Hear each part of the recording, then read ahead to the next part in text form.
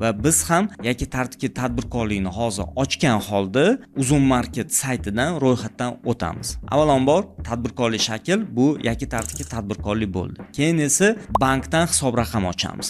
Plastik emas, e'tibor beringlar, aynan hisob raqam, asosiy hisob raqam bo'ladi. Ya'ni borib ochsanglar yanada qulay bo'ladi. Qaysi banklarni tanlashimiz kerak desanglar, deyarli hamma banklarda shartlar bir-biriga o'xshaydi. O'shanga o'zingizlar yashash manzilingizlar, lokatsiyalardan kelib chiqib, chunki ertaga borish oson bo'ladigan bankni tanlasanglar, maqsadga muvofiq bo'ladi. Undan tashqari bizga mail, pochta kerak bo'ladi. Ya'ni pochtalarni tayyorlab qo'yinglar. Ro'yxatdan o'tish uchun bizda hozir tayyor bo'lib turibdi va telefon raqam bo'lsin. Agar sizlarni telefoningizlar mijoz sifatida Uzun Marketdan ro'yxatdan o'tgan bo'lsanglar, u ham to'g'ri keladi. Bo'ldi, bizga tadbirkorlik shakl kerak, bankdan hisob raqam ochishgan bo'lishimiz kerak, bitta telefon raqamimiz bo'lishi kerak va pochtamiz bo'lishi kerak. Va endi biz hozir kompyuterdan, aynan notebook bo'ladimi yoki oddiy kompyuter bo'ladimi, va biz saytga kiramiz. Qaysi saytga? seller.uzun.uz saytiga kiramiz va bu yerda sotuvchi bo'lish tugmasini bosamiz.